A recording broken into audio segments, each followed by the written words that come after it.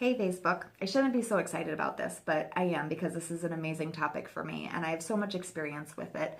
I'm doing a series on stress, and today we are going to talk about the physical effects that it has on your body, what systems it can shut down, and also how you are going to struggle with that, and what issues it's going to cause in the long run. So today, if you don't already know me, my name is Kara Cates. I'm a corrective exercise specialist, and I help stressed out fitness junkies break free from pain and anxiety so they can return to doing what they love.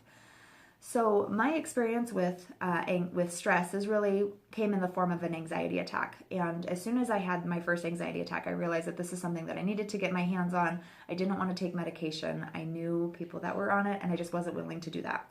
So I started seeking out natural methods, and it turned into my business because I help so many people overcome pain, physical pain, and emotional pain with biofeedback and these stress reduction techniques. So hopefully it'll help you too.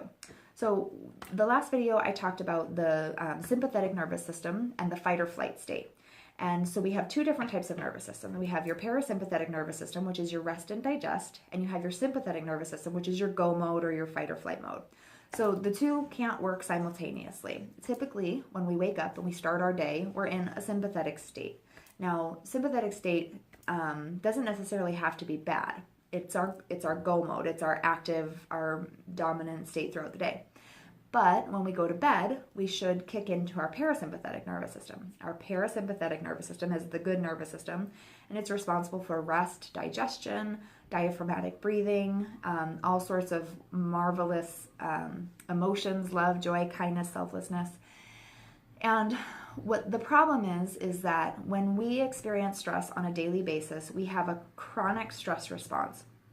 And we live in, and it's just like muscle imbalances, and this is why the two go hand in hand, but we live in such a sympathetic dominant state.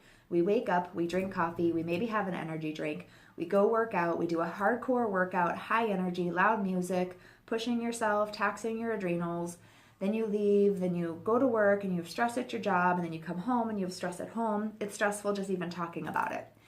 And so we live in a sympathetic dominant state to the point that we can't switch into our parasympathetic dominant state. And when you do this for years or even months, you'll start to notice a change in your body. And they come on so gradually that you don't necessarily relate it to a certain situation. So here are a couple things that happen when your sympathetic nervous system kick in. First of all, your heart rate increases. You've probably experienced that before. If you get in an argument or if you almost get in a car accident, all of a sudden your heart starts pounding and you can sometimes feel it. The second thing that happens is that your blood pressure rises. Also, there is a stimulation of glucose, of blood sugar, and your blood sugar, and between your blood sugar, your heart rate, and your blood pressure, they're all designed to get you out of that situation. So run faster, jump higher, whatever it is to keep you alive. Along with trying to keep you alive, your body actually restricts the blood flow to all the non-vital systems in your body, like digestion. So it's not worried about digesting food because it's worried about trying to keep you alive.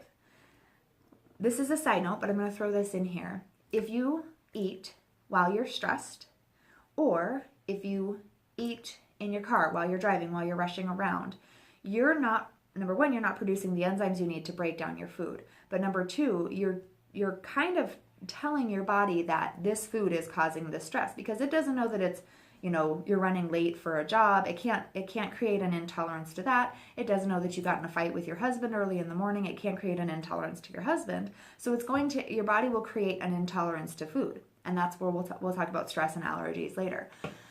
But the biggest issue that I want you guys to understand about the sympathetic dominant system is about your digestion. And along with your digestion, it also shuts down your immune system. 70% of your immune system is actually housed in your gut, which I don't think a lot of people understand.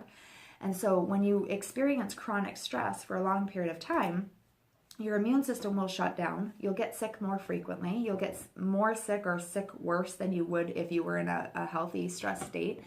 And then along with your digestion, it shuts down your digestion. So it can also, like I said in the first video, it also releases the production of cortisol, which is known as a stress hormone, makes you pack on weight around your abdomen. And so I work with a lot of people that can't lose weight. They're super healthy eaters. They work out frequently. They work out to excess sometimes. And they're just totally blown away when I tell them that I need you to stop the high intensity workouts, start meditating, do yoga, and the weight will come off. And it doesn't come off quickly, just like it didn't come on quickly. But you have to remember that the gradual increase of stress and the gradual stress response and the chronic stress response is what slowly starts to shut down all these systems. So we're going to continue with the stress series. I hope you follow us, and please feel free to text me or ask any questions that you have about any of the stress responses or how it might be affecting your body. And then the next couple of videos we're going to do will be on anxiety and adrenal fatigue.